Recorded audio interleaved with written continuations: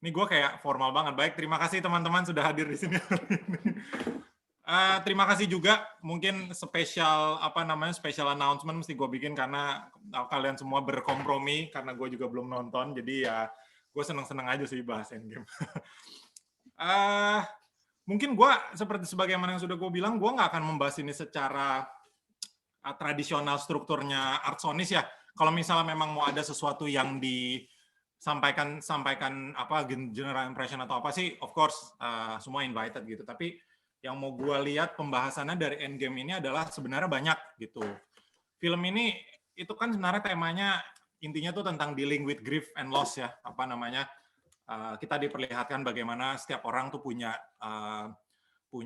pendapat yang berbeda, punya cara pendekatan yang berbeda tentang grief dan loss gitu. Terus juga atau mungkin kita juga bisa pandang juga dari sisi bahwa Endgame ini mengakhiri sebuah era gitu. 11 tahun, 22 film dan satu film sebagai untuk mengakhiri semuanya gitu. Tidak beda juga dengan sebuah series yang udah panjang macam How I Met Your Mother atau Game of Thrones atau Friends atau apa gitu. Mungkin juga bisa kita jadikan pembanding juga gitu, apakah bagaimana mengakhiri sebuah serial yang sudah panjang gitu, meskipun memang tidak apple to apple juga, tapi maksudnya bisalah kita tarik red herringnya gitu, seperti itu.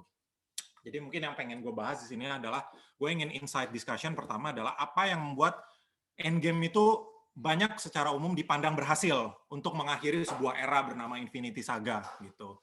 Mungkin kita bisa dengar ya pasti pada tahu kayak gue nggak nonton tapi Game of Thrones semua orang sebel, How I Met Your Mother semua orang nggak suka endingnya, Friends I don't know, Friends kayaknya orang puas-puas saja, The Office kayaknya orang cukup puas gitu. Jadi kenapa sebuah seri itu endingnya berhasil, kenapa sebuah seri itu endingnya banyak yang tidak suka gitu. Mungkin itu saja yang ingin gue bahas dari kesempatan yang dari film ini gitu. Seperti itu.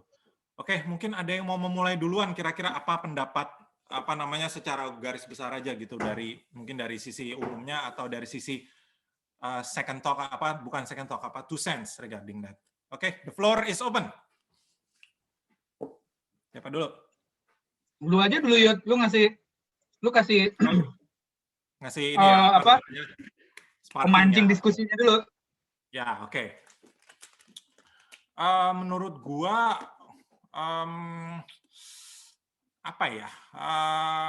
Avengers Endgame itu adalah tipe film yang lo either akan see it through the end atau lo udah sama sekali nggak akan tertarik karena ini adalah sebuah ending dari film yang panjang gitu ya. Apa yang plotnya Endgame itu tidak istimewa, biasa. Ternyata banyak juga plot film Hollywood yang ternyata juga sudah mengambil tema seperti itu, bahwa bagaimana memperbaiki suatu hal adalah kembali ke belakang gitu. Cuma mungkin Marvel itu menurut gue sudah perfecting the arts of appreciating its audience kalau menurut gue gitu. Jadi ya mungkin mereka udah ngerasa ya 11 tahun 22 film, kalau mereka nonton udah sampai sini udah berarti mereka bisa dianggap udah tahu everything sampai saat inilah gitu. Jadi itu juga menurut gue adalah salah satu keunggulan mereka. They know how to appreciate their audience gitu. Mungkin with subtle callbacks, mungkin dengan resolving plot threads dari yang udah lama yang orang nggak ingat, atau misalnya dan juga tidak merasa rush juga, tidak diburu-buru. Mungkin kalau rush mungkin agak ada juga pihak yang akan tetap mengatakan bahwa the ending is rush, itu selalu ada sih gitu. Tapi intinya adalah menurut gue karena they know how to treat their audience sih menurut gua gitu. Jadi mereka tahu bagaimana caranya memuaskan penontonnya, tahu apa yang udah dimulai. Fan service maybe udah jelas. Yang namanya fan service itu pasti suatu keniscayaan lah ya dalam film movie comic book film kayak gini. Tapi intinya menurut gue sih satu sih, karena mereka they know how to treat their audience gitu. Mereka tahu bagaimana caranya menangkap imajinasi penonton itu dan lalu mentranslasikannya ke layar gitu, seperti itu. Apalagi ya yang mau gue omongin ya. Ini Fanta kayaknya ada ngomongnya, dia ada unmute nih. Ya, mungkin itu dulu. Nanti mungkin ada lagi di kepala gue, tapi sementara itu dulu. Lanjut yang lain. Gimana Fanta? Oh, kira lu mau unmute mau ngomong. Enggak, tadi azannya udah beres. Oh, Gue mungkin mengambil satu apa ya? Gue nggak How I Met Your Mother. Ini ada yang nonton How I Met Your Mother nggak sampai ending, sampai final ya? Gue enggak, ngikutin gue nggak nonton sama sekali. gue ngikutin sampai ending, kesel. Gue juga nonton gara-gara ini, gara-gara gue kan suka nyetel Comedy Central kalau di sini. Nah, Comedy Central tuh suka muter-muterin episode-episode How I Met Your Mother. Jadi gue nggak ngikutin banget sih dari awal. Tapi gue ketonton endingnya. Ya menurut gue endingnya memuak, bukan Haimin memuaskan. gue dulu ngikutin dari awal ya. Gue dulu Haimin ngikutin dari awal. Jadi gue ngikutin sampai habis itu ya karena kadung udah ngikutin aja. Padahal udah 3 season terakhir itu udah bapuk banget ceritanya. Udah ini ya. Gue baca tuh tapi menurut lo kenapa endingnya tidak work gitu? Kenapa endingnya tidak bekerja lah? Kayaknya untuk How I Met Your Mother itu konsensusnya adalah di ending doesn't work gitu. Kenapa Karena semua itu jadi pointless, Yud. Oke. Apa yang diceritain sama si Ted Mosby ke anaknya itu kayak percuma aja, jadi ujung-ujungnya dia tetap itu lagi kan, tetap balik ke episode awal kan. Jadi ya ngapain lu nyeritain itu ke anak lu bertahun-tahun, toh baliknya ke awal lagi gitu. Nah, terus ada justru malah gue lebih suka ada yang bikin alternate ending gitu di YouTube waktu itu. Nah itu lebih pas, jadi nggak yang karena kesel sama si endingnya, mereka tetap dari scene-nya si kayaknya 2 season terakhir itu di-compile lagi scene-nya, bikin endingnya yang jauh lebih bagus daripada ending yang disiarin gitu. Jadi intinya sebenarnya adalah karena istilahnya ketika di ending rendered the whole series pointless gitulah ya intinya lah ya kalau misalnya pada akhirnya semua akan kembali ke awal atau istilahnya ceritanya tidak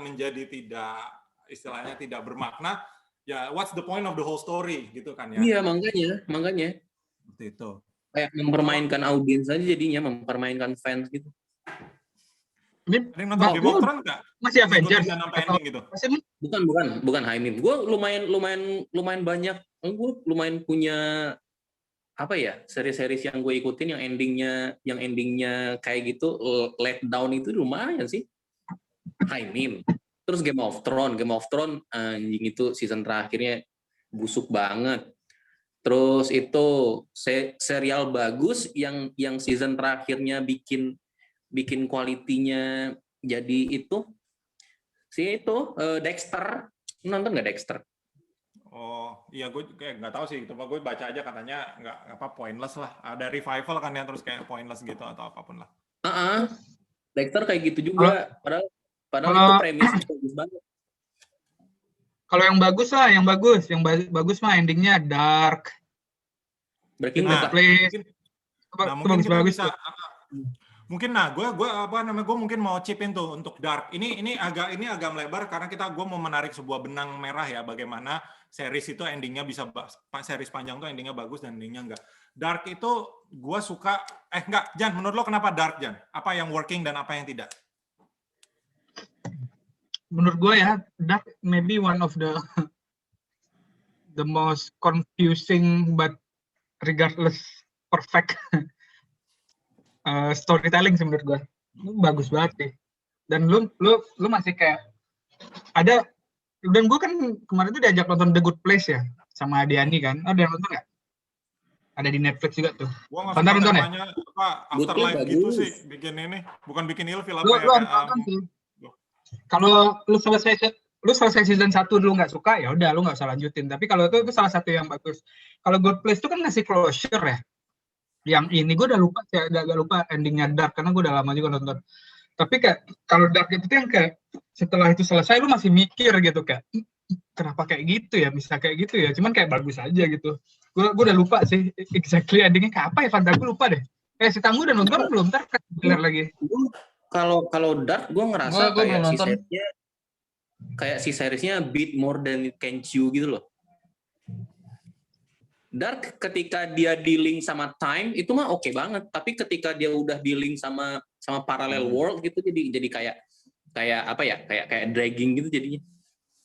Gue kayaknya ngerti sih kenapa mereka dipanjangin ada season ketiga, mungkin karena serinya jadi populer kan. Terus si season 3 itu kayaknya di insert buat itu, karena itu. Cuman ketika mereka berpindah dari time ke another dimension gitu, gue jadi agak kurang itu sih. Kalau yang gue lihat sih memang harusnya 3 sih. Agak too much aja sih bagi gue. Karena menurut gue kayak temanya trifecta banget kan, dan emang meant to be 3 season menurut gue ya. Ya itu trifectanya juga.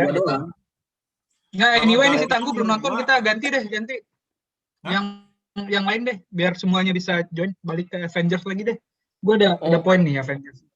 Iya, maksud gue adalah gue mau membandingkan ini loh. Gue mau membandingkan beberapa series yang mungkin endingnya nggak bekerja. Kayak tadi How I Met Your Mother itu kan konsensusnya ini, dan ada ya di sini contohnya misalnya adalah Dark gitu, yang memang endingnya secara konsensus banyak yang mengatakan bekerja gitu. Jadi apa sih kira-kira, karena eksperimen 11 tahun dan 22 film itu sangat berisiko loh. If you make an ending that is bad, kayak Game of Thrones, itu orang nggak akan ingat lagi the good times they had during the whole episodes gitu loh. Orang hanya akan ingat bahwa endingnya jelek dah gitu. Seperti itu. Itu adalah sebuah apa istilahnya risky business lah ya, risky things gitu.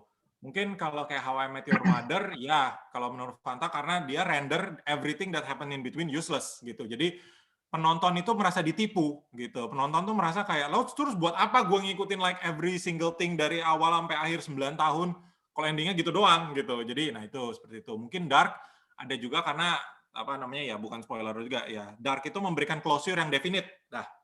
Emang dia memusingkan, emang dia membingungkan, emang dia berlabirin, tapi dia endingnya definite tanpa terasa dipaksakan gitu dah. Makanya menontonnya itu juga lumayan puas gitu, seperti itu. Gua mau bahas dari perspektif lain sih. Jadi yang gua rasa nih impressionnya dulu ya sama Endgame dari Infinity War lah, terus Endgame gitu kan. Itu tuh benar-benar apa ya? Maksud gua tuh kalau bisa dibilang historical milestone juga kali ya di pop culture gitu. Itu tuh the last thing that we have in that apa ya, scope, in that influence itu paling kayak Harry Potter series sama The Lord of the Rings gitu ya. Nggak masuk The Hobbit ya, Lord of the Rings aja ya. Itu gue kayak the cultural significance-nya, terus kayak pop culture significance-nya itu tuh benar-benar massive banget gitu. Walaupun kalau misalnya dilihat filmnya as a movie ya menurut gue ya bagus, cuman nggak yang apa ya dibanding sama misalnya The Dark Knight atau Watchmen atau Logan gitu yang sama-sama superhero ya. Itu tuh nggak up to that level sebenarnya gitu. Yang bikin orang sampai se-invested kayak gitu ya apa approach yang mainnya tuh long game gitu loh. Jadi lu itu kan biasanya yang ya balik ke nyangkut ke yang Yuda bilang tadi ya, itu kan biasa dipakai di series ya. Atau kalau gua ngelihatnya itu tuh dipakai di long series lah, misalnya kayak Detektif Conan, di One Piece gitu. Lu punya arc nih. Sekarang arc-nya adalah ini gitu. Tapi di pertama mulai arc-nya atau di tengah-tengahnya atau di terakhirnya ada grand story-nya kan. Kalau di Detektif Conan kan si organisasi berbaju hitam tuh. Kalau si One Piece misalnya kan kayak Void Century ya, kayak gitu tuh, approach kayak gitu tuh yang dipakai sama dia di film gitu kan. Oke lah, kita nonton Iron Man gitu. Ya Iron Man aja gitu loh. Tapi ternyata akhirnya nanti ada ininya persis ya, kayak paralelnya kayak gitu sih kalau gue ngeliatnya kayak storytellingnya ya. Nah, ketika itu storytelling yang sedikit-sedikit itu di berbagai macam film dikumpulin gini, orang udah emotionally invested juga sih gitu sama ini. Makanya gini, kalau kan gue juga ya maksud gue jual Red Bull itu kan itu banget ya. Ininya kita tuh conquer emotion ya. Maksud gue kayak lo kalau lo pakai logik lo nggak bakal beli Red Bull gitu. Red Bull tuh udah mahal. Lo harganya 25.000, lu beli Aqua 1 galon aja 18.000 gitu loh. Lu buat apa beli itu gitu loh. Itu memang emotion banget kan, dan menurut gue juga ya si ini tuh treat this way juga, yang di-conquer tuh emotion, terus orang-orang dikasih sedikit-sedikit build up ke something bigger gitu. Nah, pas ketika Endgame keluar tuh pay off banget gitu, dan gue sih gue kan nonton juga hari-hari pertama ya, nggak hari pertama banget lah, hari kedua setelah premier atau hari ketiga maksimal lah, gue lupa deh. Pokok intinya pas gue nonton itu mah di weekend dan masih rame. Oh ya, weekend gue ingat Jumat tuh, karena premiernya hari Rabu kalau nggak salah kan. Rabu, Kamis ya gue nontonnya Jumat gitu, dan itu tuh nontonnya banyak yang sama orang-orang yang masih rela booking tiket 2 minggu 3 minggu sebelumnya, orang-orang yang kayak benar-benar niat pengen nonton bareng, dan itu tuh kayak the movie is okay, tapi kayak the atmosphere it's another experience gitu. Gue compare-nya ya kayak gue nonton Radiohead nih.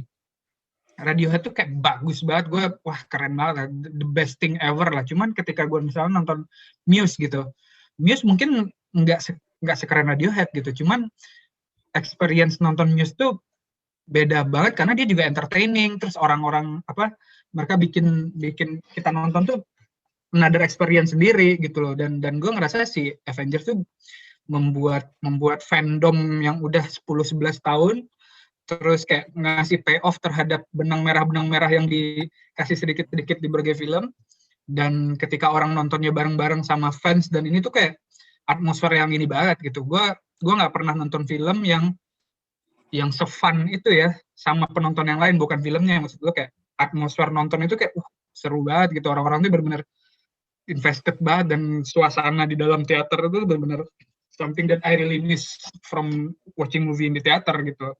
Dan itu menurut gue ya tadi storytellingnya di series dikasih sedikit-sedikit, terus akhirnya pay off, fandomnya juga diiniin karena mereka ngerti cara fan service-nya.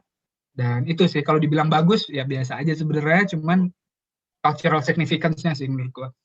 Betul, setuju banget gue. Memang bener Jan, istilahnya udah terbangun lah ya selama 11 tahun 22 film dikasih dikit-dikit kamera, dan untungnya juga payoff-nya berhasil. Itu dia yang menurut gua juga suksesnya ya. Kalau payoff-nya gagal, kita nggak akan membicarakan ini, dan kita mungkin akan jelek segala macam gitu. Go, ada yang mau dibicarakan nggak? You've been uncharacteristically quiet kayak Tony Stark di film Civil War.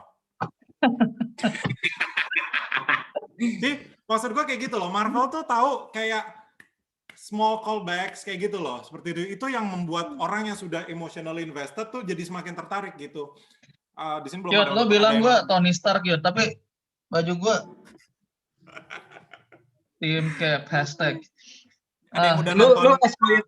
as quiet as Tony Stark after Endgame sih. Ada yang cuman tengah malam terdengar nangis-nangis. Belum pada nonton WandaVision ya? Gue belum. Nggak, gini, ini satu hal yang menurut gue itu hebatnya adalah dia tuh bisa membuat small callback saja, tapi fandom tuh akan gitu. Itu adalah ada di WandaVision, kan ada agen Jimmy Woo tuh FBI yang dari jangan spoiler dong, gue belum nonton nih. Gue nggak spoiler. Di situ cuma dikatakan dia sudah berhasil magic munculin kartu klub gitu. Itu udah kayak gitu doang, semua orang kayak gitu. Small callbacks kayak gitu doang, nggak sesuatu yang Tony Stark ada di sana, enggak, cuma kayak plep, berhasil, orang suka kayak gitu. Itu yang menurut gua bikin orang invested emotionally lah ya. Oke, enough. Sekarang kalau gue kayaknya si Marvel udah paham banget sih cara ngasih Easter egg gitu dari awal. Dia udah khatam gitu. Kalau jadi dari 2008 dari Incredible Hulk kan sama Iron Man, mereka udah punya grand design gitu sih kayaknya. Makanya jadinya mereka kayaknya udah punya end game-nya, pun intended sih.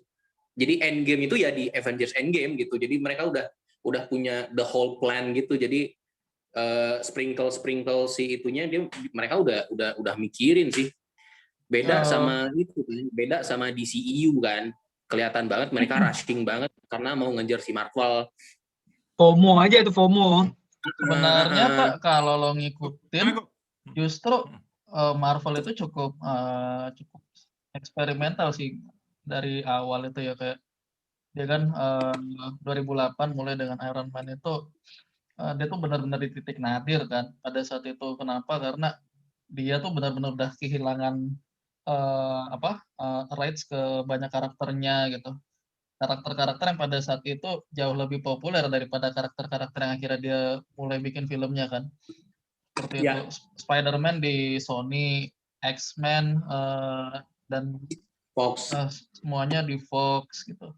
Apalagi kayak gitu. Jadi dan pada saat itu Iron Man, Captain America, Thor itu semua tuh ini B-list superhero gitu. Kalau di comic book gitu dibandingin sama Superman atau dibandingin Spider-Man atau apa gitu. Ya, dan apalagi dibandingin Superman dan Batman. Iya, apalagi Superman dan Batman ya. Kayak gitu.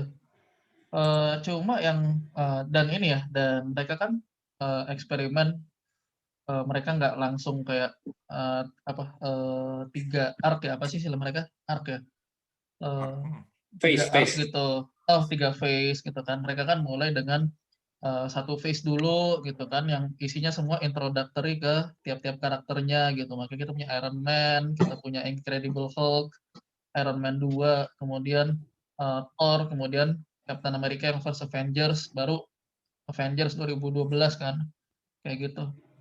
Dan itu juga di antara film-film introductory itu ya yang menurut gua itu bagus banget ya atau bagus ya tergantung tergantung kategori lo buat film superhero yang bagusnya kayak gimana.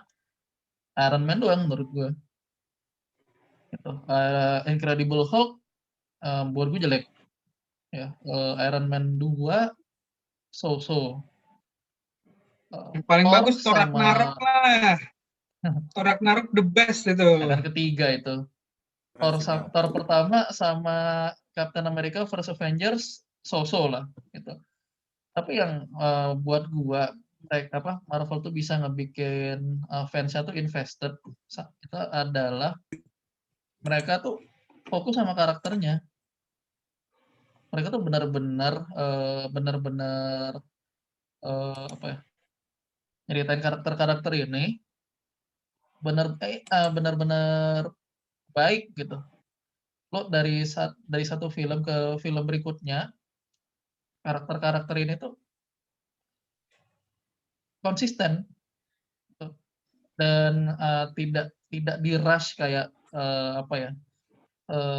ini kayak tadi lo ngomong DCU gitu kan. Dengan kayak kita cuma punya satu film Man of Steel tahun 2013.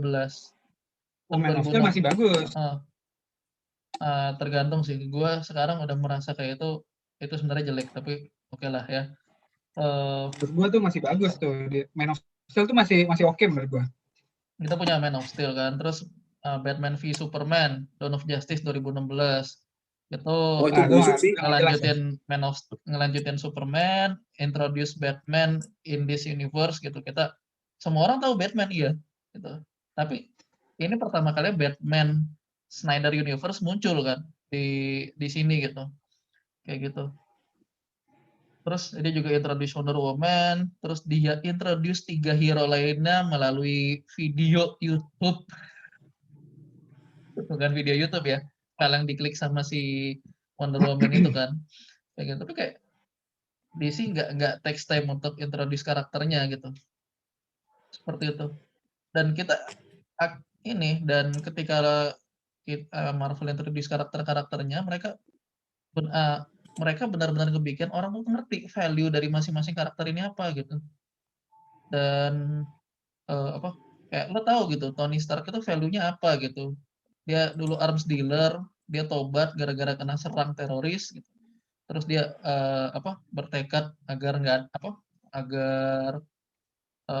atone for his sin gitu kan dengan ngelakuin ini gitu. Seperti itu. Lo tahu Captain America Steve Rogers itu values-nya apa gitu. Justru bukan in short Batman Tony Stark kayak Batman-nya lah ya. Captain America tuh Superman-nya. Lo tau nggak? Ambil lah ini ya, Captain America yang First Avengers yang pertama ya. Scene paling penting dari film itu tuh apa? scene apa dari film Apa itu emang? yang nunjukin values paling utama dari Captain America kan? Dia nutupin granat. Yang dia Dia, apa namanya? Granat. Yang dia nutupin granat gitu, yang di training itu gitu. Yang nggak tahu itu granat dan dia masih kecil kan, masih belum di eksperimen itu gitu. Tapi ya udah gitu, dia mau gitu kan, rela ngorbanin badannya buat nutupin granat itu gitu. Seperti itu. Hal-hal kayak gitu, hal-hal seperti itu yang audiens nonton, audiens paham gitu values karakter-karakter ini apa gitu. Dan values itu nggak berubah dari satu film ke film lain gitu. Values itu konsisten, cuma dia dihadapkan pada setting baru gitu. Yang kelihatan banget settingnya beda banget itu dia di triloginya kan Captain America kan. Di film pertama dia ngelawan enemy of the United States gitu kan. Seperti itu. Film kedua dia ngelawan enemy within the United States. Dan di film ketiga dia ngelawan enemy among his friends gitu kan di Civil War gitu. Tapi throughout these movies values-nya dia konsisten gitu, tetap gitu. Dia cuma dihadapkan pada challenge baru gitu dan itu yang ngebikin orang-orang invested. Banyak juga kan yang fans dari komiknya gitu kan, udah baca komiknya, udah ngerti lah Captain America kayak gimana gitu-gitu. Tapi yang ketika itu diadaptasi ke film kan, fans yang cuma nonton film kan juga ini kan juga banyak kan. Dan fans-fans ini cuma akan tahu karakter lo seperti apa dari apa yang lo tunjukin di film kan. Bukan berarti lo harus baca komik biar lo benar-benar ngerti karakter lo gitu. Dan itu efektif gitu dilakuin sama Marvel gitu. Dan itu untuk nyari semua karakternya buat menurut gue ya, nyari semua karakternya Marvel Cinematic Universe itu berhasil itulah di introduce karakternya dengan baik gitu. Safe to say ini ya mungkin beberapa pengecualian buat gue ya, beberapa pengecualian itu kayak Captain Marvel. Jujur kalau menurut gue karakterisasi Captain Marvel di filmnya itu kurang bagus. Terus apa lagi? Itu sih. Nah, gue mau ini juga. Nah, tadi kan kita compare sama DCU kan. Gue mau compare sama Game of Thrones. Masalah konsistensi karakter. Tadi kan udah ngomongin Game of Thrones kan. Iya. Game of Thrones itu yang membuat ending tuh tidak berhasil gitu. Game of Thrones itu kan salah satu kritiknya adalah karakter-karakter ini di 2 season terakhir behave tidak seperti karakter-karakter ini di season-season sebelumnya gitu. Seperti itu, dan bukan karena karakter development juga gitu, tapi simply karena plotnya mengharuskan karakter ini melakukan A, melakukan B, melakukan C gitu, melakukan tindakan-tindakan yang out of karakter gitu, seperti itu. Udah pada nonton itu Game of Thrones? Fanta udah? Enggak, gue belum. Gue udah tahu endingnya juga kok, jadi ya udah fire away. Gue belum. Lu Game of Thrones nggak perlu nonton sih jadinya sih. Iya, nggak perlu nonton. Jangan di spoiler, gue nggak. Jangan di spoiler. Tetap aja. Ya. Lu mau nonton Zan? Lu niat nonton? Lu niat nonton? Pengen sih. Gue pengen nonton kayak gue nonton House of Cards. Kalau House of Cards kan gue cuma nonton yang kayak berapa episode pertama doang kan. Kalau udah jelek ya udah gue berhenti. Kalau lo niat nonton Game of Thrones dari 8 season itu lambat banget kan? Dari 8 season lo tonton 4 season awal aja udah cukup. Lo mau nambah season 5 oke, tapi nggak perlu sampai season 7 season 8 deh. Daripada lo ngabisin waktu nonton Game of Thrones mending nonton Breaking Bad deh. Ya nih, udah nonton gua. Breaking Bad nih. Breaking Bad udah selesai. Better Call Saul berarti lanjut. Udah selesai juga. Udah. The Office, bos. Gue lagi nerusin. Gue lagi nonton The Office nih, udah season 3. Gue nggak suka sitcom soalnya. Anyway. Tapi balik ke... Game of Thrones itu ya. Gue spoiler aja ya, karena gue tidak merekomendasikan lo nonton endingnya. Ya? Jangan spoiler. Oke, tapi intinya adalah banyak karakter Game of Thrones di season-season finalnya itu melakukan tindakan-tindakan yang out of character mereka gitu. Kok dia ngelakuin ini sih gitu? Kok dia milih itu dan seterusnya gitu.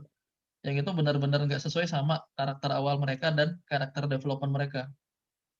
Itu yang nggak terjadi di Marvel.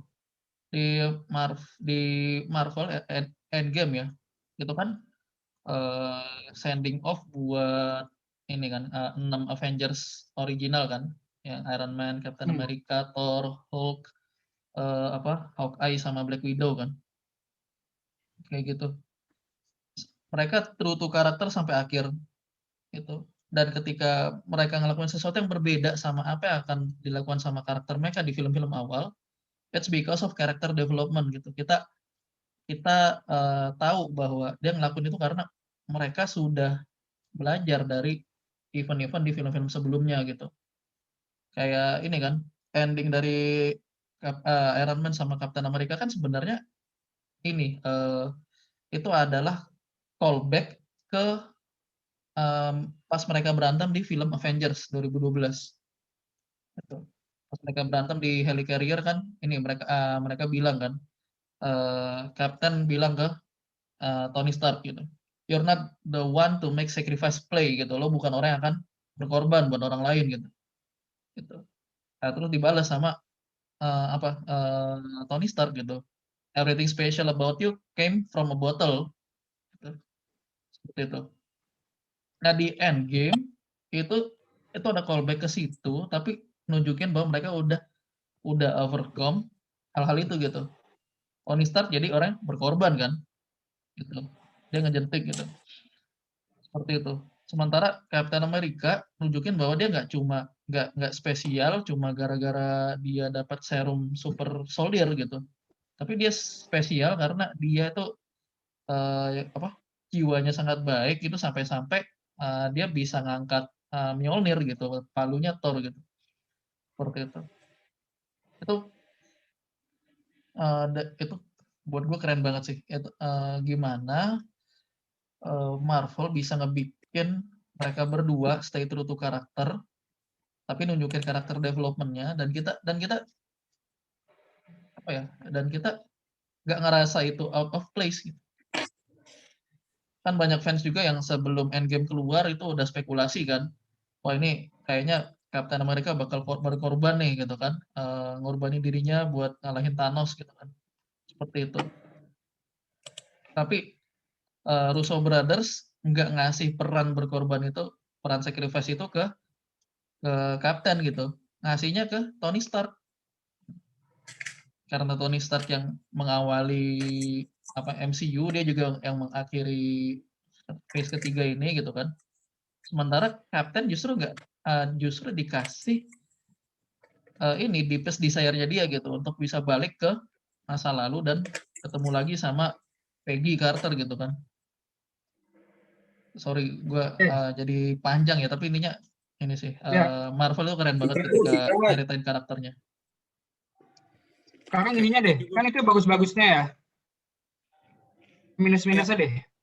Oke, nanti kita ke sana. Thank you, Gu. Mungkin itu satu lagi yang jadi catatan kita, kenapa eksperimen di Infinity Saga itu berhasil ya. Lo pointed out hal yang sangat bagus bahwa somehow Marvel tuh berhasil membuat everyone stays true to the character until the end gitu. Dan juga seperti yang gue bilang tadi, ada callbacks-nya juga, yang small callbacks ataupun bigger callbacks yang membuat fans itu merasa diapresiasi karena mereka merasa 11 tahun investasi mereka nonton itu tidak sia-sia gitu ya, nggak kayak tadi kata Fanta How I Met Your Mother yang membuat orang merasa the last 9 years I spend watching this serial TV means nothing gitu, karena endingnya udah gitu doang gitu, seperti itu. Jadi mungkin itu juga yang bisa membuat itu juga ya Saras kenapa ini berhasil. Dan tadi lo juga touch upon Game of Thrones yang bilang bahwa orang out of character.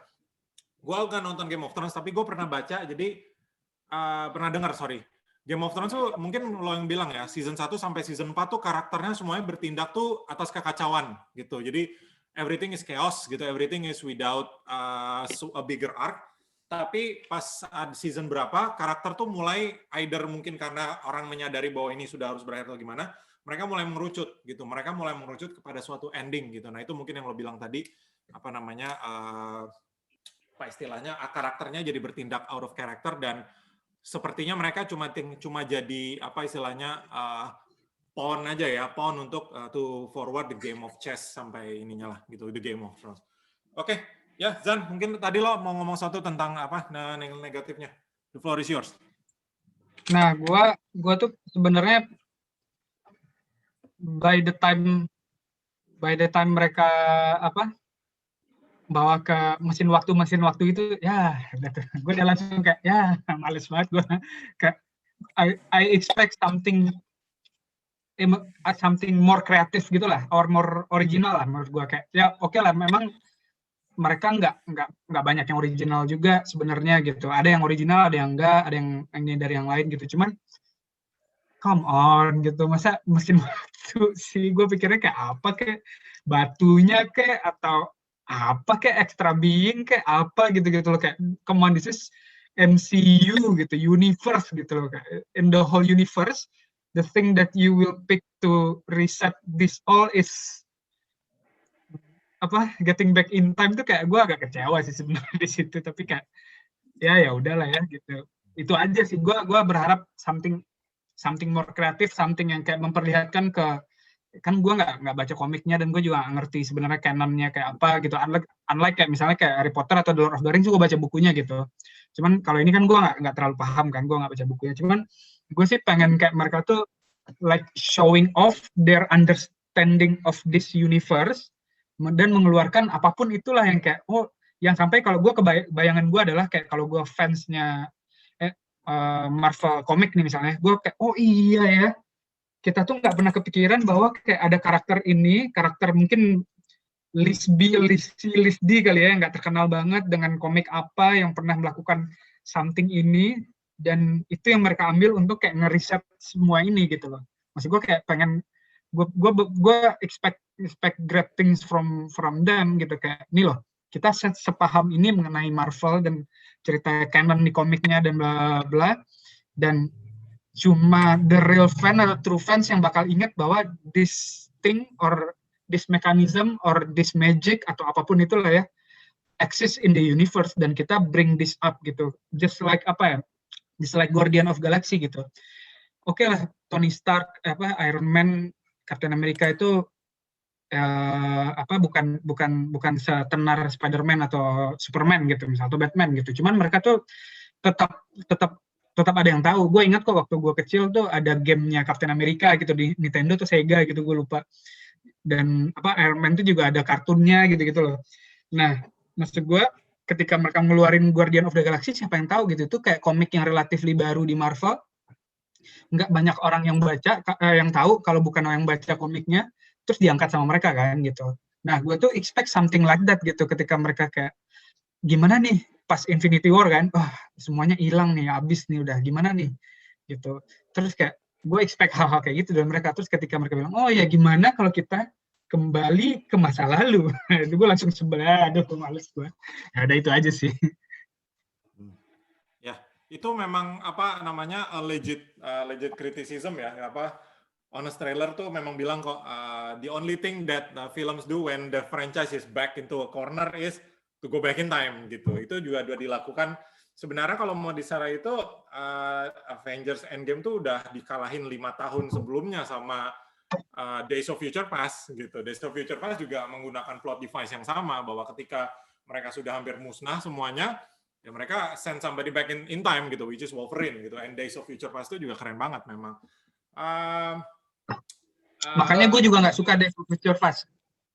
Tapi Days of Future Past tuh gue nontonnya bahagia loh. Gue seneng banget loh ngelihat mereka kembali, terus Scott Summers kembali, Jean Grey kembali, si Beast-nya itu menyenangkan loh. Dan mungkin ada yang bilang mungkin harusnya Fox X-Men-nya selesai di situ, udah dia akan benar-benar endingnya on a high note. Udah habis itu proyek-proyek yang nggak berhubungan aja, Deadpool, Logan, tapi nggak usah diterusin lagi tuh dari karakter gitu. Anyway, tadi gue ingat banget gue ketiduran loh di bioskop nonton itu. Gue mau tadi gue mau tangguh yang terkait karakternya Captain America yang terlihat dari adegan dia nutup granat pakai badannya.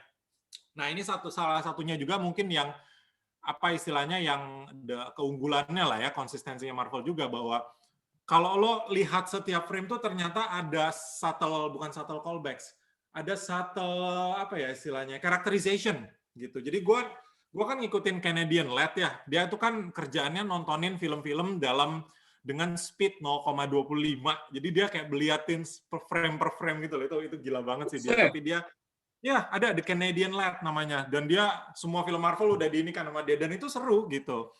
Nah, dia punya banyak waktu luang ya. Itu adalah satu hal yang di adegan Captain nutup itu yang dapat duit dari sana kali. Itu adalah Peggy Carter itu juga melakukan hal yang sama. Peggy itu juga bergerak untuk nutupin granat itu gitu. Cuma si Steve Rogers dapat duluan aja granatnya gitu, dan itu ketika lo lihat lagi, oh iya, dan itu membuat suatu apresiasi baru lah ya terhadap karakter, dan itu nggak semuanya bisa nggak semuanya bisa lihat gitu. Lo harus benar-benar kayak, oh my god, oh oke.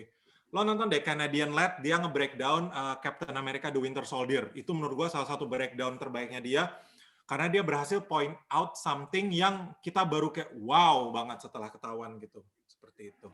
Aduh, tadi gue mau ngomong sesuatu tapi gue lupa apa ya. Gue mau itu replay. Tunggu dulu. Itu. Jadi gue nggak sependapat sama lu yang merasa bahwa plot device mesin waktunya itu ini ya jelek ya. Menurut gue justru bagus. Gimana ya? Dia punya justifikasi, gue. Ya, justifikasi pakai mesin waktu tuh ada sebenarnya sih. Dalam artian malah ini benar-benar out of expectation dari para fans. Gue kan cukup ngikutin ini kan situs-situs comic book film gitu kan, spekulasi nanti plotnya kayak gimana mereka bisa ngalahin Thanos di Endgame, gimana mereka bisa balikin lagi tuh karakter-karakter yang udah dijadiin abu gitu kan, kayak gitu. Dan yang ini cukup out of expectation tapi in a good way buat para fans itu ini kan nyambung ke teknologi yang quantum realm di Ant-Man kan, yang di-tease di ending Ant-Man 2, Ant-Man and the Wasp. Kayak gitu. Terus gimana plotnya itu kayak dibikin Thanos-nya kalah di 30 menit pertama gitu. Itu kan benar-benar kayak gue shock loh ketika akhirnya itu Thanos udah ketemu dan dipenggal sama Thor di 30 menit pertama gitu. Kayak what gitu. That's it gitu. Kayak di momen itu pada saat gue nonton gue pikir terus habis ini filmnya ngapain gitu 2,5 jam gitu kan. 5 tahun kemudian langsung itu kan. Kayak gitu. Nah, tapi jeniusnya ini adalah satu, plot mesin waktu ini dipilih bukan karena mereka tuh kehabisan plot device buat ngebikin ini loh karakter-karakter ini bisa ngalahin Thanos gitu. Tapi plot device mesin waktu dibikin karena mereka pengen Endgame ini itu ada callback ke film-film sebelumnya gitu. Ties banyak plot yang masih belum terselesaikan gitu. Dan bahkan ini ya improving film yang sebelumnya kurang dianggap bagus gitu ya, kayak Thor 2, Thor The Dark World itu kagak ada gitu fans yang bilang itu filmnya bagus. Save to beberapa performance Tom Hiddleston dan sebagainya gitu ya. In general tuh film jelek gitu.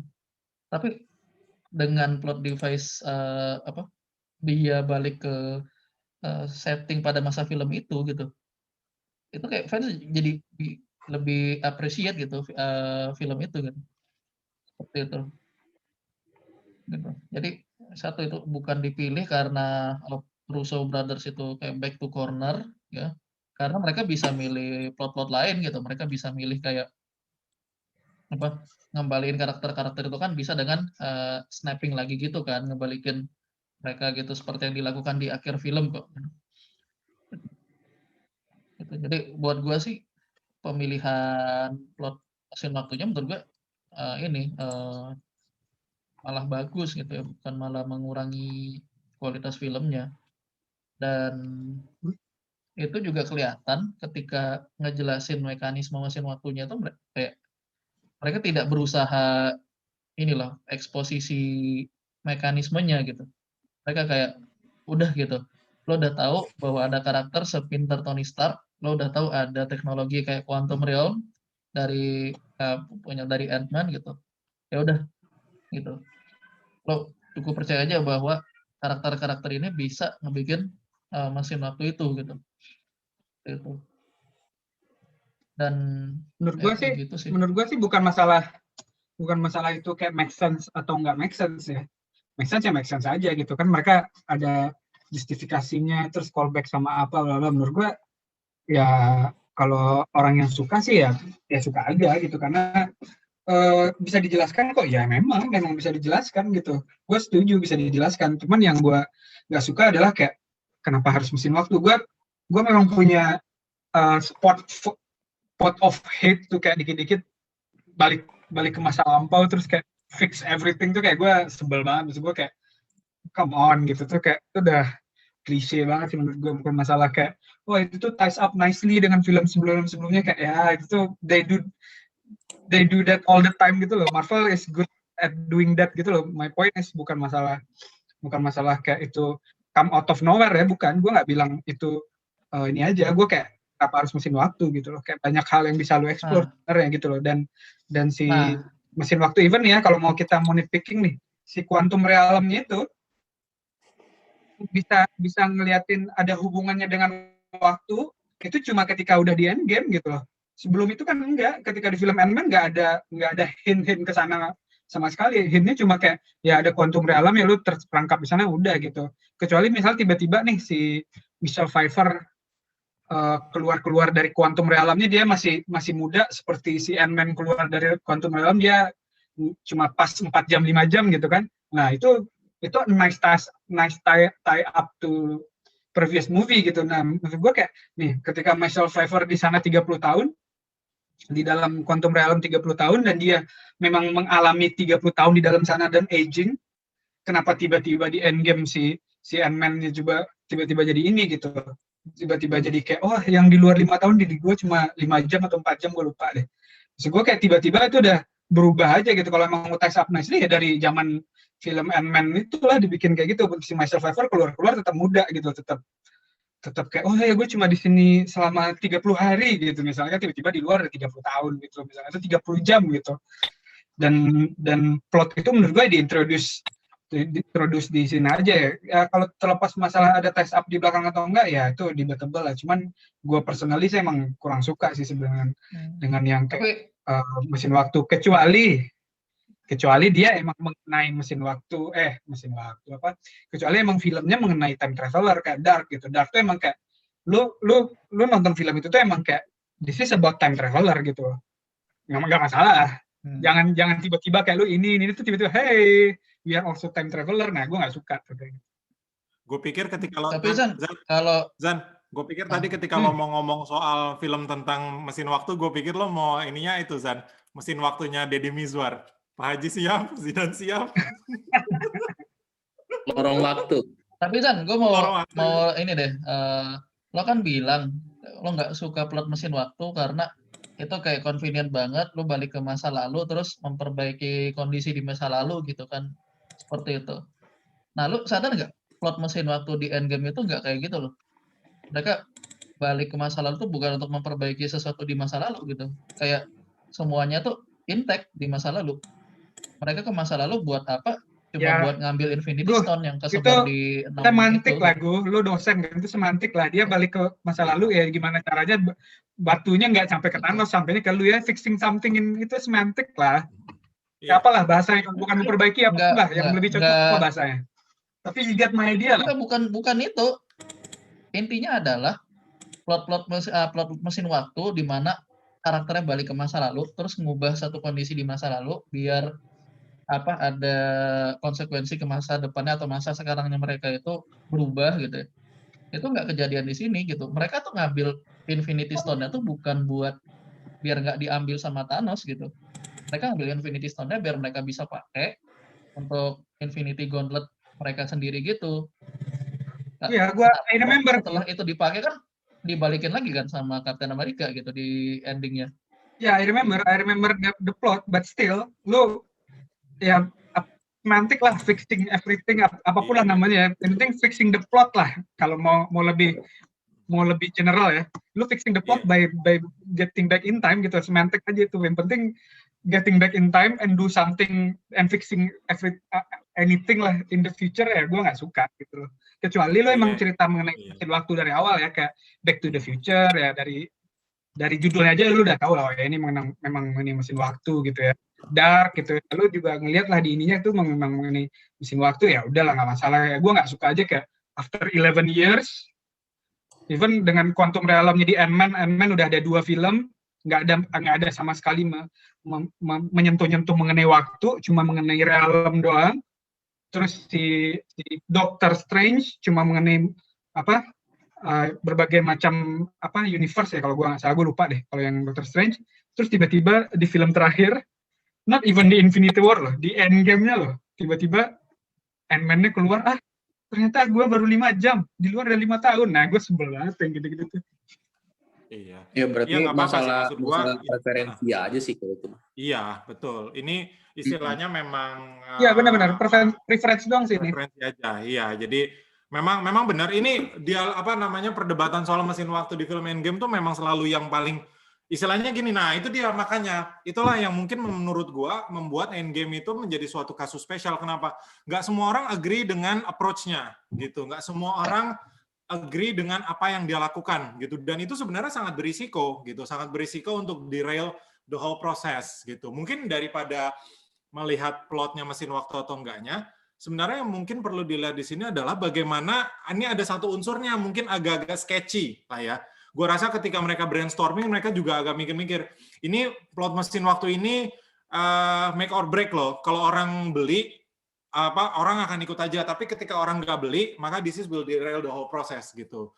Lalu yang menjadi diskusi yang menarik adalah bagaimana mereka tetap bisa holding this plot device together gitu. Bahwa ada yang kemudian tidak setuju dan ada yang setuju, itu urusan nanti lah gitu. Tapi mereka bagaimana membuat ini hold ya, maksudnya hold water itulah kalau bahasa Inggrisnya kan hold water, sehingga orang mau tetap ngikut sampai ujung gitu. Dan ketika sampai ujung, bukannya mereka lalu kita kasih sesuatu yang bisa bikin mereka lupa, tapi di ujung kita buat bahwa mesin waktu itu lalu menjadi sebuah necessity gitu, menjadi sebuah hal yang penting untuk dilakukan gitu. Jadi mesin waktunya gimana sih? Menurut gua itu adalah memang discussion yang memang udah dari awal seperti itu ya gitu. Tapi hebatnya adalah ya bagaimana orang membuat bahwa lalu mesin waktu itu menjadi sebuah necessity gitu. Bahwa itu chip ya istilahnya chip plot device atau apa, itu sih buat mereka udah nggak nggak memusingkan gitu buat para Russo Brothers gitu ya. Udahlah, itu memang sudah seperti itu. Pasti yang namanya fandom istilahnya passionate about it gitu. Jadi ya sudahlah, pasti memang ada gitu. Mungkin tadi gue agak tertarik, gue mau balik ke tadi Frozen ngomongin soal salesman Red Bull. Gue agak melihat sebenarnya Marvel ini untuk phase 1 itu memang bertingkah seperti salesman gitu. Yang Tangguh bilang tadi bahwa the heroes are all B-list, C-list, D-list gitu. Orang kenal tapi orang kayak ya gue tahu dulu Captain America, gue main gamenya di Ding Dong gitu. But they don't know who is Captain America. They only know Spider-Man, X-Men, Batman, Superman gitu. Jadi mereka bertingkah seperti Superman. Mereka bilang, lo nonton deh ini ada superhero memang nggak terlalu terkenal, tapi gua akan membuat dia besar gitu. Lo tunggu, you wait for this. Lo nonton, lo bear istilahnya ya kalau bahasa Inggrisnya, you bear with me. Ini ada film superhero yang pengenalan. Nanti kita akan membawa dia kepada sesuatu yang besar, kepada sesuatu yang memang belum pernah dilakukan sebelumnya gitu. Makanya kan banyak yang bilang memang ini modelnya eksperimen. Nah, memang ketika lo berada di tahap selling lah ya, sale gitu, memang kan pasti ada pengorbanan kan gitu. Either lo ngeluarin duit lebih untuk promo, either lo ngeluarin duit lebih untuk cashback atau apa. Dalam kasus Marvel dia agak mengorbankan storytelling dan istilahnya character building kalau menurut gua gitu. Iron Man 2 itu seperti kata Tangguh tadi ada kelemahan, kenapa? Karena dia dibebani oleh world building instead of character study gitu. Memang ada yang bilang sih Iron Man 2 itu tetap karakter study yang bagus, tapi dia terbebani oleh world building gitu. Dan menurut gua itu Marvel baru bisa menyempurnakan hal itu adalah di Phase 3. Itu baru benar-benar mereka perfecting the art of world building and character development itu berasa banget lah. Makanya Phase 2 kan masih ada Thor kan yang istilahnya masih biasa banget gitu kayak oke, baiklah seperti itu. Kayak gitu. Oke, ya paling itu. Terus Fanta belum nih dari tadi. Ya, Fanta belum. You have been uncharacteristically quiet.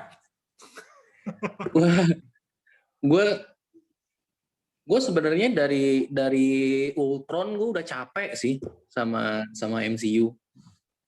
Jadi ya gue nggak bisa banyak berkontribusi juga karena bagi gue case gue nonton sampai Endgame itu ya sama kayak case gue ngikutin High Meme sampai habis karena gue dari awal udah invest gitu. Ya, cuman setelah gue kayaknya cuman beberapa deh gue film Marvel yang gue suka dan Endgame itu bagi gue sih middle doang sih dibanding yang favorit gue. Jadi sebagai film yang jadi kesimpulan suatu era gitu dia bagus. Cuman kalau sebagai standalone film bagi gue biasa aja. Ya. Gue juga nggak punya problem sama plot device-nya sih. Tapi gue punya satu pertanyaan sih soal snapping gitu. Jadi ketika lu snap, gimana ngefilter orang yang kena snap atau yang enggak gitu? Maksudnya kayak Thanos gitu. Thanos nge-snap nih. Jadi si snapping itu kan katanya menghilangkan separuh populasi di universe kan kalau nggak salah. Iya. Jadi pihak mana yang hilang, pihak mana yang enggak itunya gimana gitu. Terus terus mereka blip sama si Hulk. Udah balik semua. Jadi populasi yang awalnya hilang setengah jadi balik lagi. Jadi populasi universe jadi full lagi. Nah, ketika giliran Iron Man yang melakukan itu, dia gimana? Yang kena itu siapa aja? Masa apakah si bad guy-nya doang atau siapa gitu? Gue justru yang jadi pertanyaan bagi gue itu doang sih.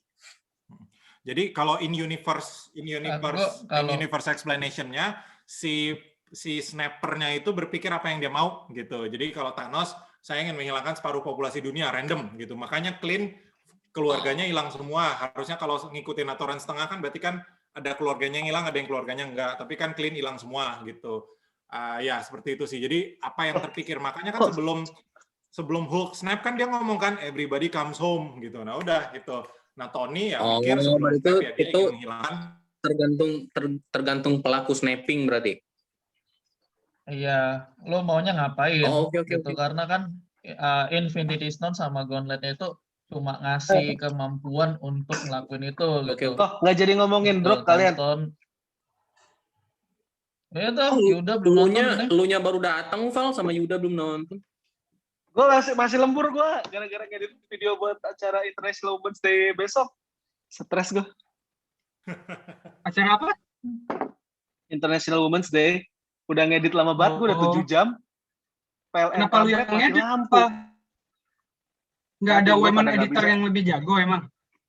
Loh justru this is to show bahwa sebagai laki-laki we help them to create this event. Jadi kalau biasanya kita ngerepotin wanita kan harus kita yang baru. Iya, Novel Ally. ALAI. Kenapa editor-editor kayak gini harus cowok juga yang ngerjain? Kenapa harus seorang patriarkal juga yang ngerjain? Kenapa nggak dikasih ke cewek aja?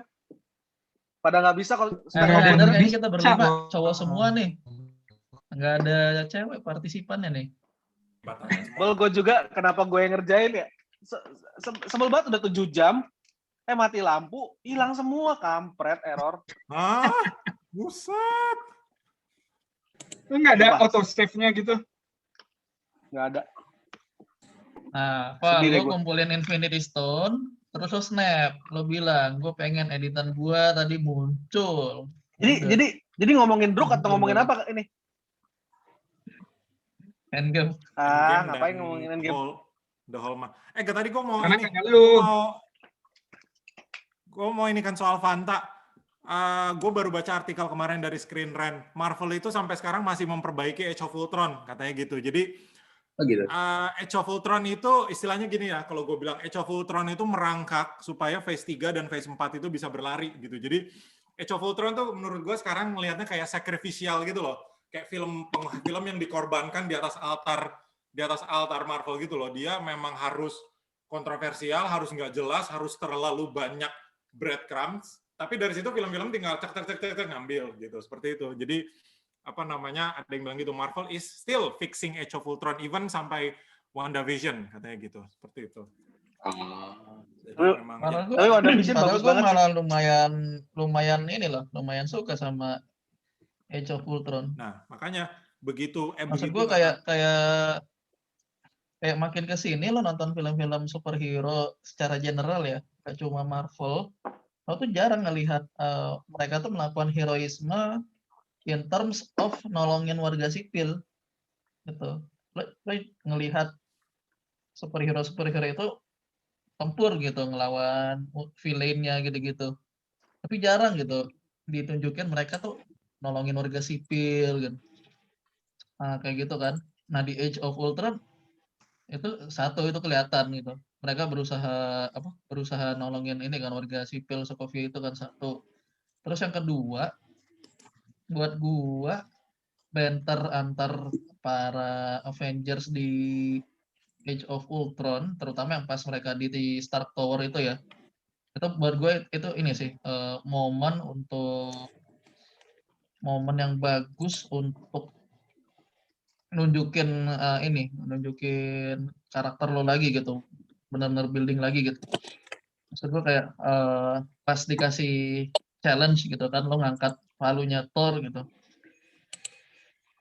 respon dari masing-masing karakter itu benar-benar inline sama karakter mereka masing-masing gitu. Lo udah tahu kan kayak Tony Stark gitu, dia coba ngangkat terus gitu kan, dia coba angkat sendiri nggak bisa, dia coba pakai armor Iron Man nggak bisa gitu kan, kayak gitu. Atau Captain yang dia coba ngangkat itu gerak sedikit terus si Thor-nya langsung parno gitu. Terus siapa lagi ya? Gue lupa. Banner ngangkat terus dia kayak Iya. Tapi dia bercanda gitu kan. Di poin itu dia ditunjukin dia masih dilema sebenarnya sama powernya dia itu. Atau kalau nggak salah si Natasha dia dismiss ide itu gitu. Apa sih ini nggak penting gitu kayak. Dan itu yang tadi gue bilang ya, Marvel itu dia bagus nggak di plotnya gitu. Plotnya mungkin tadi ya debatable gitu. Lo bisa aja bilang oh ini ada cheap plot device gitu, atau ada film-film yang jelek gitu. Tapi generally mereka storytelling karakternya bagus gitu. Karakternya konsisten, karakternya ya generally ya. Nggak tiba-tiba jadi genocidal maniac kayak di ending satu TV series. Game of Thrones. Iya, Val, lo ini dong kan baru masuk. Jadi sebenarnya gini, Val, diskusi ini memang agak lebih berbeda dari yang biasanya. Jadi instead of membahas Endgame ini hanya sebagai launch point aja gitu dari what makes something works gitu. What makes an ending to a long running series works gitu. Tadi kita ada ngebahas awal ada touch upon Game of Thrones, ada touch upon Dark atau How I Met Your Mother gitu. Jadi untuk memperlihatkan apa-apa aja sih yang bikin ending sebuah series itu berhasil apa gitu. Kayak gitu. Ya intinya itu sih. Nah, ya dari situ sih diskusi memang kemana-mana jelas karena kan kita membahas callbacks and everything ya gitu. Seperti itu. Oke, Yud. Jadi sebagai salah satu contoh aja gitu ya si Endgame-nya untuk series yang lain. Iya, tadi Fauzan juga ngangkat soal Detektif Conan, which is gue benci banget karena gue terakhir baca Detektif Conan 2005 dan sampai sekarang belum selesai. Jadi menurut gue itu the right choice juga sih gue berhenti. Man, 16 years gue terbit dan gak ada yang selesai juga, itu memang sudah waktunya memang tuh kayak gitu. Jadi gue nonton One Piece dong. Udah, kalau gitu gue mau nambahin. Menurut gue Endgame in general itu there for entertainment purpose. Cuma secara philosophical yang waktu di Infinity War-nya itu jadi dalam, tapi jadinya cheap karena plot device time travel yang menurut gua overly abuse, dan juga ada 3 karakter yang di abis-abisan. Yes. Yang pertama karakternya si Wanda kan di nerf abis-abisan tuh. Terus yang kedua ya Captain Marvel pastinya. Yang ketiga itu semua sorcerernya temennya Doctor Strange dan dia itu harusnya kan bisa menangin perang ini dengan mudah gitu loh di bagian Infinity kalau nggak Infinity War-nya di Endgame-nya lah, bikin mirror dimension kayak bikin probability hacks kayak apa segala macam. Nah itu tuh bingung gitu. Jadi kenapa for the sake of cinematic and for the sake of grand ending yang Tony Stark nge-snap segala macam, ada internal inconsistency sama universe-nya. Nah, itu yang menurut gua if I can have a negative point ya, walaupun gua nggak terlalu suka film superhero, itu yang membuat gua nggak terlalu suka superhero tuh rame-rame, karena pasti akan ada inkonsistensi atau nerf, ada yang di boost, ada yang di apa, dan jadinya nggak konsisten. Nah, tapi kalau mau ngomongin Endgame sebagai template diskusi ya, walaupun gue benci Disney, tapi di satu sisi juga ada hal yang gue syukuri lah sama Disney itu, dan gue terima kasih banget. Tapi bukan dalam konteks Marvel, tapi dalam konteks Star Wars. Jadi walaupun sequel trilogi itu bikin orang depresi, borderline suicidal ya, di sisi lain dia tuh bikin mirip kayak si Marvel Universe itu di Star Wars Universe-nya, di mana dia nge-launch beberapa side project yang jadinya tuh memuaskan multiple layers of fans gini loh. Karena Star Wars itu kan fanbase itu kan lumayan beragam ya, ada yang seneng sama sequel trilogi karena baru nonton, ada yang fanatik sama original trilogi dan gak suka sequel trilogi ataupun prequel trilogi karena dua-duanya dianggap busuk, ada yang gak suka sama satu karakter dan lain sebagainya, karena kan umurnya jauh banget dari 77 sampai 2020-an ini kan ada berapa generasi tuh di situ. Nah, the way si Disney ini nge-tap Star Wars Universe ini menurut gue bagus, karena dia nge-tap dari sequel triloginya, dia nge-tap juga dengan series-series yang menurut gue very ini sih high quality sih. Dan gue sangat menyarankan kalau mau nonton itu Mandalorian, terus Clone Wars yang terakhir, season terakhir itu edan lah ini kualitasnya. Dan akhirnya walaupun udah ada in-universe limit di Star Wars itu sendiri, mirip kayak inilah Marvel Cinematic Universe yang udah ada komik template-nya ya. Cuma kan kalau dia bukan komik template tapi film sebagai template-nya. Pokoknya yang akan hidup di episode 456 tuh ini. Berarti kan 1, 2, 3 ke 456 ya endingnya udah pasti nggak bisa berubah dong gitu.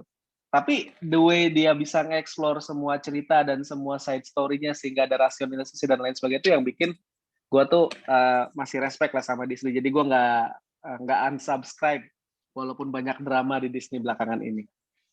Gitu Yud. Mau nambahin. Gue mau nambahin.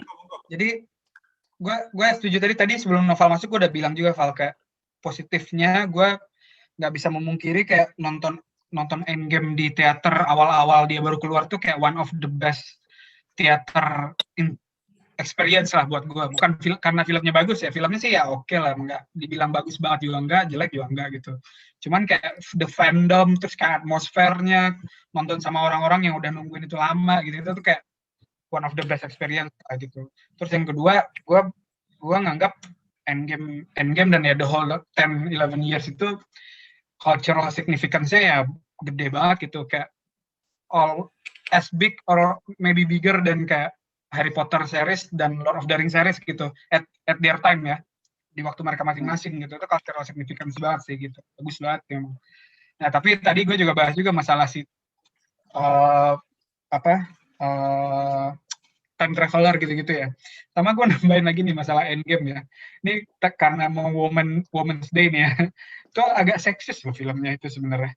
Lu inget gak pas ketika terakhir-terakhir ketika udah ngumpul semua tuh yang epic banget perang sama Thanos itu, kan dia bawa gauntletnya gitu kan, bawanya gauntlet tuh, terus kayak ada Black Panther bawa gauntlet sendiri, terus Iron Man, terus ada akhirnya Spider-Man kan bawa gauntlet sendiri, terus kayak dia ini banget kan, overwhelmed banget lah, terus akhirnya dibantuin. Nah, ada satu poin di mana kayak semua heroes yang cewek-cewek ngumpul gitu bawa gauntlet gitu, terus gue mikirnya kayak at that time gue langsung mikir kayak gila ya kalau cowok-cowok even bocah aja kayak Spider-Man bawanya sendiri-sendiri doang gitu, pas cewek-cewek harus rame-rame baru bisa bawa. Maksud gue kayak ini banget gitu loh, kayak seksis banget. Bahkan Captain Marvel tuh kayak senjata pamungkas loh padahal, tapi kayak untuk bawa gauntlet gitu cewek-cewek harus rame-rame, sementara cowok-cowok bocah aja bisa bawa sendiri gitu. Ya udah itu sih.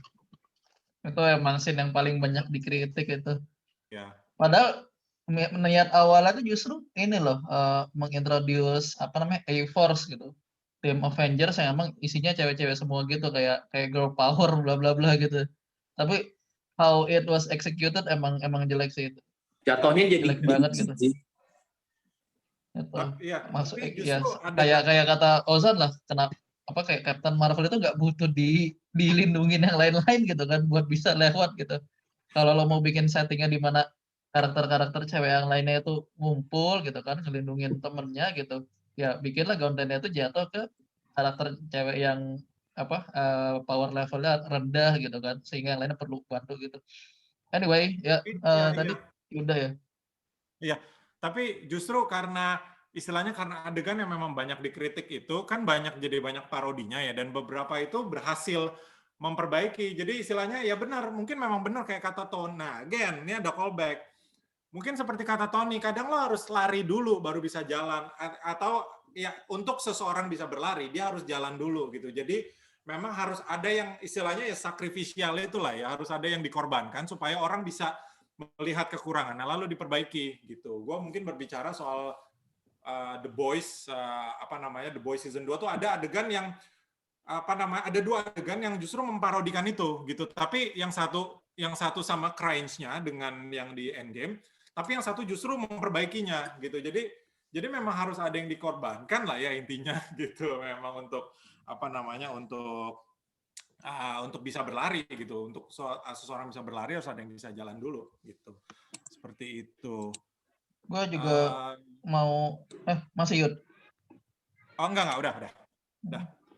Ya gue mau sepakat sama kata Noval tadi ya. Salah satu efeknya MCU ini kan ke Disney juga ya. Gimana Disney Star Wars Universe itu ikut gitu kan, ngebikin storytelling ala-ala Marvel Cinematic Universe ini gitu. Dan gue ngelihat ini sih salah satu ngaruhnya adalah MCU itu mencoba storytelling. Ini kan kisahnya kisah-kisah superhero semua, tapi dia berusaha mendiversifikasi genre dan dan macam-macamnya gitu, kayak gitu. Semuanya di semua film superhero, tapi lo butuh kayak political thriller, lo dapat Winter Soldier. Lo butuh kayak film yang nyentuh black racial identity, lo dapat Black Panther. Lo butuh film yang kayak teen comedy, lo dapat Spider-Man. Lo butuh yang sangat eksperimental, lo dapat Doctor Strange, dan seterusnya gitu. Jadi diversifikasi subgenre-nya itu yang menurut gue ngebikin ya lo ini ada aja gitu film MCU buat macam-macam audiens gitu, seperti itu. Dan itu yang ngebikin fanbase-nya bisa gede. Dan ketika itu diadaptasi ke Disney ya sama, gue juga termasuk orang yang nggak suka sama ending sequel trilogy gitu. Gue masih cukup suka 7 dan 8. Nggak bagus banget buat gue, tapi bagus lah, cukup. Tapi 9 itu jelek banget. Tapi dan to some extent hal-hal kayak gitu bisa jadi kayak ini kan hukuman mati buat suatu series gitu. Tapi dengan mendiversifikasi show-nya gitu, ya Disney bisa generate positive buzz gitu dengan The Mandalorian gitu. Dengan gue belum nonton Clone Wars ya, tapi gue udah ngelihat fans itu positif banget sih meng-reviewnya terhadap itu, dan gue udah mau nonton juga Val. Nanti tunggu aja gue nonton itu. Gitu. Satu hal, ini agak melebar. Satu hal yang gue nggak suka dari fandom Star Wars itu selain yang bagian, gue tidak bilang the whole ya. Selain ada bagian dari fandom yang toxic banget, terutama terhadap perempuan dan people of color ya, karena apa namanya kan ya kita tahu lah bagaimana respon kepada The Last Jedi yang sangat baik itu. Gitu. Satu hal adalah jadi sebenarnya kan ketika The Last Jedi itu menimbulkan reaksi sangat divisif, ini kita agak keluar dikit. Itu kan sebenarnya raise question regarding fandom gitu. Apakah sejauh mana fandom boleh merasa bahwa itu adalah ownership lah ya, itu kan istilahnya ownership. Jadi mereka yang udah ngikutin dari lama tiba-tiba mereka merasa tidak diinikan, terus jadi akhirnya ya jadinya kayak diskursus kayak The Last Jedi itu yang sangat-sangat toxic dan apa gitu. Yang sangat gue suka itu. Iya, yang satu lagi. Gue suka banget The Last Jedi. Jadi banyak fans yang tetap berpegangan pada teori konspirasi atau apa yang bilang bahwa Disney itu sedang berusaha untuk meng-cancel sequel trilogi gitu. Jadi mereka akan memperbaikinya, nanti akan ada yang lain atau apalah. Tapi itu tidak gitu loh. Itu yang menurut gue kayak agak kalian ini nggak bisa grow up atau apa gitu ya, seperti itu. Kayak gitu. Aduh, kenapa sih dari tadi gue mau ngomong sesuatu soal gue lupa lagi. Setiap mau keluar belum bisa. Anyway, tuh. Seperti itu. Apakah ini ada yang mau ditambahkan lagi nih terkait apa? Jadi memang udah ada beberapa sih, maksud gue tadi dari diskusi udah lumayan juga. Jadi consistency of character itu ternyata cukup penting dari awal sampai akhir. Character growth penting, tapi consistency of base character model ya gue ya. Base characteristics yang memang penting. Terus apa istilahnya, kalau menurut Fanta tadi, lo tidak boleh membuat ending series lo menegasikan apapun yang terjadi di belakang gitu, seperti itu. Mungkin terus apalagi tadi ya subtle callbacks dan percaya kepada audiens itu juga sangat-sangat penting karena itu membuat orang mau untuk ngikutin gitu, seperti itu. Itu sih sejauh ini yang gue tangkap dari apa sih yang what makes a series works lah kalau melihat Endgame sebagai template dan kita bandingkan dengan yang lain meskipun mungkin nggak terlalu apple to apple gitu. Gue mau nambahin. Yang menarik itu adalah how to see Marvel Cinematic Universe commercially setelah Endgame, karena kan kita by default kita tahu bahwa akan ada karakter yang hilang, akan ada storyline yang berubah. Dimana kalau kita lihat life cycle-nya komik, at one point itu hilang leadership-nya. Karena udah bergerak terlalu lama, udah generasi ketiga kalau X-Men ya. Nama-namanya udah obscure apa segala macam, akhirnya di restart lagi dengan adanya parallel universe lain gitu. Atau adanya dengan crossover lah. Nah, itu kan scene di comic world yang udah saturated ya, atau matured lah, however you see it. Pertanyaan yang menarik adalah kapan MCU itu hit that point gitu. Jadi udah saturated atau udah matured, di mana ya demand-nya fans itu ya udah restart, reboot atau alternate universe, what if situation gitu. Nggak mau kita ngelihat misalnya, udah malas lihat Winter Soldier, ngapain sih? Sama Magneto juga langsung diremek mati gitu kan, atau Falcon gitu. Atau siapa ya yang ini menarik ya, misalnya bosan lihat Spider-Man setelah Tom Holland yang ketiga gitu kan, yang keempat mungkin udah nggak mau lihat lagi, kita lebih pengen Miles Morales atau yang multiverse Spider-Man.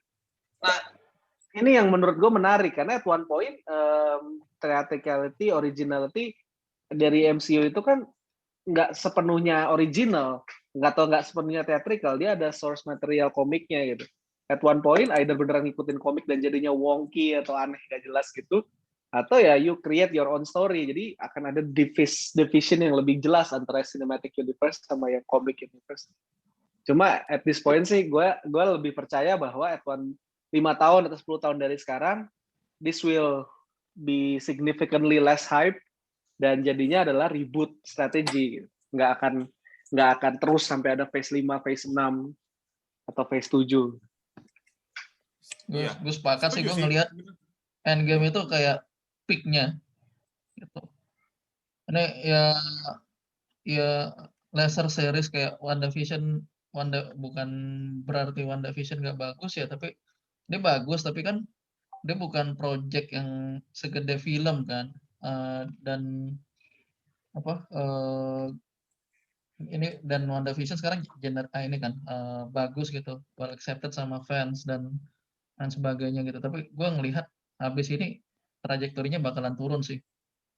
Kecuali lu benar-benar kalau gue ngelihat strateginya Marvel sekarang kan adalah akhirnya ngelanjutin sequel dari superhero-nya yang masih survive gitu, atau bring in ini kan karakter-karakter baru kayak Eternals itu.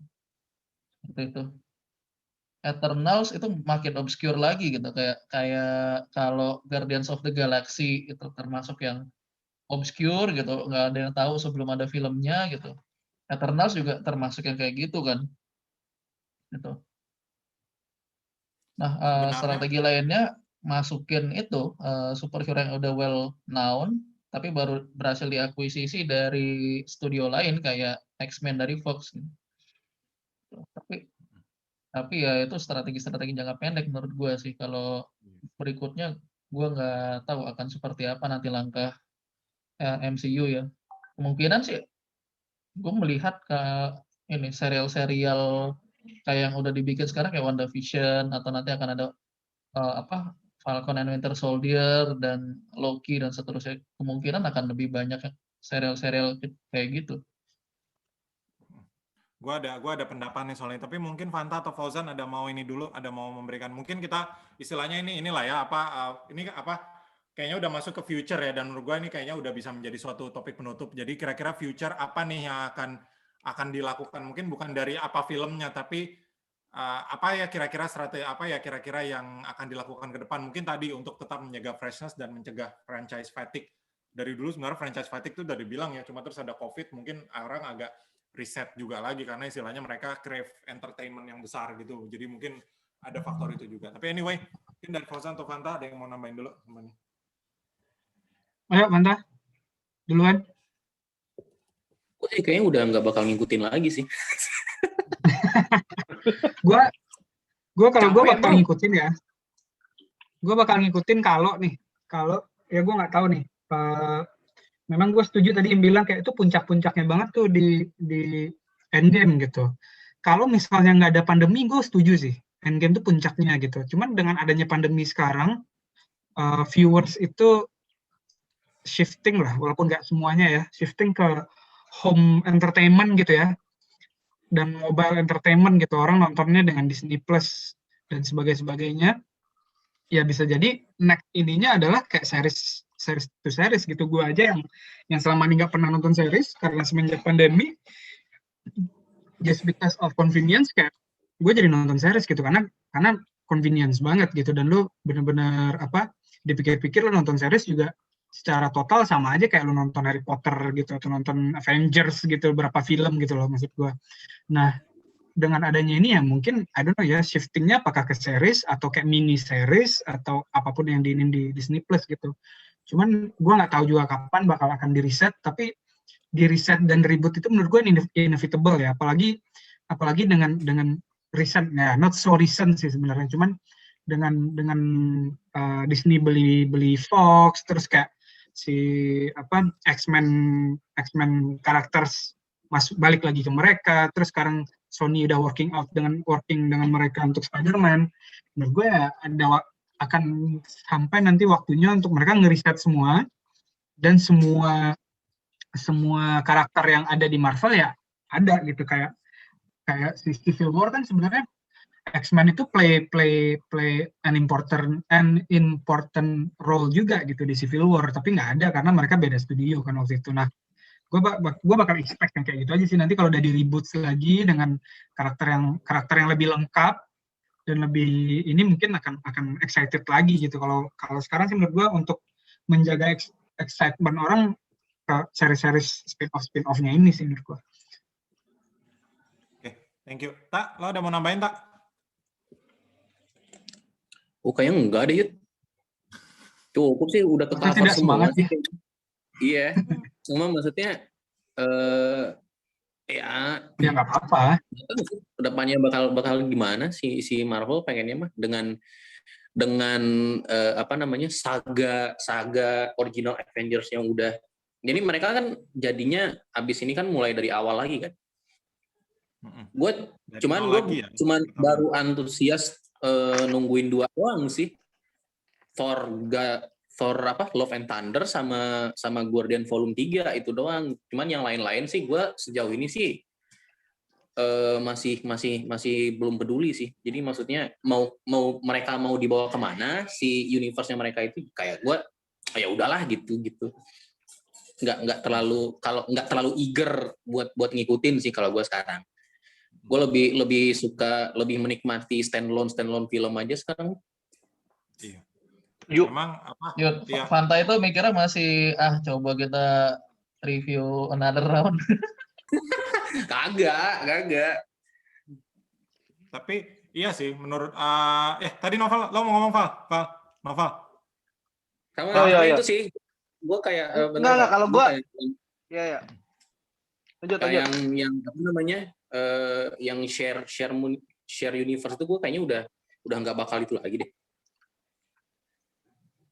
Secara personal ya, kayak kayak franchise gitu, gue udah capek lah, udah jenuh. Ya gue mau nambahin Fanta, itu yang menurut gue juga menarik karena gue nggak punya afiliasi ya, gue semuanya ada untuk streaming, Disney Plus, Apple TV, yang Indonesia juga gara-gara lu gue langganan, Netflix segala macam, dan at one point tuh ini akan mirroring the strategy of the streaming service gitu. Kita punya Netflix yang sekarang bergerak ke one off tapi yang punya rabid fanbase kayak drakor. Terus kita punya Apple yang mau beda dan mau unik dan udah punya rabid user base dari gadgetnya ya. Itu Apple dan harus bayar lagi. Dan mahal. Terus kita punya kita punya streaming lokal yang juga lagi build ininya sendiri, versus Disney akan ngandelin IP-nya yang udah gede, udah terbukti menarik orang banyak dan lain sebagainya. Tapi at one point begitu si franchise fatigue ini kicks in, menurut gue Disney bisa jadi paling rugi secara streaming service gitu. Karena kalau gue misalnya kayak contohnya Star Wars ya, gue ngikutin Star Wars karena seri Star Wars-nya gitu. Tapi misalnya setelah Mandalorian season 3-nya busuk. Terus Clone Wars busuk. Star Wars-nya gue nggak suka gara-gara sequel trilogy ya. Gue akan drop out dari streaming service-nya. Dan begitu juga MCU fanbase kayaknya. Nah, itu yang menurut gue menarik. Jadi diversifikasi versus udah all in gitu kayak modelnya Disney. Itu yang gue tertarik untuk lihat sih, bukan film-filmnya. Iya sih. Kalau gua nih kalau ini udah semua, kalau gua melihat tadi pendapat kelihatannya memang tapi tadi menarik poin lo bahwa mungkin Marvel juga mulai menyadari bahwa orang-orang yang mengikuti Endgame dari awal, maksudnya pengikut itu kan sudah bertambah umur, udah 11 tahun ya, udah bertambah 12 tahun gitu. Mungkin prioritas mereka udah beda, terus ya usia jelas juga udah beda. Kayak kita aja lah, pas Iron Man keluar itu kan baru tahun kedua kuliah tuh gua 2008, inget banget gua. Nonton nama siapanya juga inget. Terus cuma sekarang kan lo udah tumbuh, lo mungkin punya keluarga, lo punya anak, you are a totally different person gitu. Jadi gue sih sebagai dari awal Fanta masih sama. Tapi gua yang sekarang sama gua tahun 2008 udah beda, Zay. Oh iya, beda jauh. Lebih makmur. Tapi maksud gue mudah-mudahan memang Marvel, ya sebagai penikmat Marvel, mudah-mudahan Marvel take that into account ya. Maksudnya kayak orang-orang kayak lo yang mungkin dulu ngikutin karena memang masih bisa, tapi sekarang karena prioritas beda dan jadi dia beda. Jadi mungkin untuk menghindar franchise storytelling franchise fatigue tuh bukan melalui introducing new heroes, tapi mungkin menurut gue adalah introducing new way of storytelling gitu. Karena menurut gue WandaVision itu bukan serial TV, cuy. Bukan. Itu nggak jelas sebagai serial TV. Lo kayak nonton The Office, lo itu serial TV. Tapi WandaVision is not. WandaVision is more like an experiment of storytelling gitu. Jadi kayak ada sebuah cerita, tapi bagaimana caranya lo bereksperimen dengan cerita ini seperti orang tuh menarik untuk melihat dengan cara jangan spoiler. Enggak, udah di situ aja. Dan lagi powered by this new thing called Disney Plus gitu ya. Jadi mungkin dari dan pandemi pula kan. Jadi Marvel sepertinya mendapat impetus untuk memang maybe the next one is not about new characters or new ya itu juga, tapi juga new way of storytelling. Gue rasa memang dari situ pendekatan mereka gitu. Jadi sekarang orang nonton di rumah, bapak-bapak yang malas keluar di rumah nontonnya Disney Plus atau Netflix gitu, seperti itu. Dan satu catatan gue sih, gue lebih suka model rilis seminggu gitu sih, kayak model kartun zaman dulu gitu. Lo diajari sabar gitu loh, instead of everything like Netflix di dump 3 season langsung di situ, lo nggak ada sabarnya. Well, their sales department is also loving it, Yud. Kenapa? Their sales department also loving it. Iya, karena orang terus berteori. Jadi di engagement itu kan terus-terusan. Orang nggak bisa langganan sebulan doang. Exactly, makanya. Nah, itu jadinya kayak One Piece. Nah, udah tidur. Gitu. Ya udah sih, paling dari gue gitu aja sih kayaknya untuk ke depan paling ya eksperimen of storytelling rather than adding new characters and everything. Udah sih, paling itu aja ya gue sih cukup senang lah ya akhirnya film gue ada yang menang juga meskipun ngorbanin lo tak kasih link streaming dong, jangan kasih link torrent, gue nggak bisa download torrent, gue malas download torrent, gue mendingan nonton streaming aja, serius. Oh kalau gitu gue kasih linknya ntar, Yud. Boleh, please jangan kasih link udah gue hapus lagi yang ilegal. Nih masih ngomongin ilegal, masih recording loh Yud. Whoops, maaf sekali ya, kan kita bercanda sama. Emang gue mau ngasih link apaan gue? Link pemersatu bangsa. Bukan lu Zan, ya kan udah ngomong tadi. Gue mau ngasih link yang lu kasih di grup.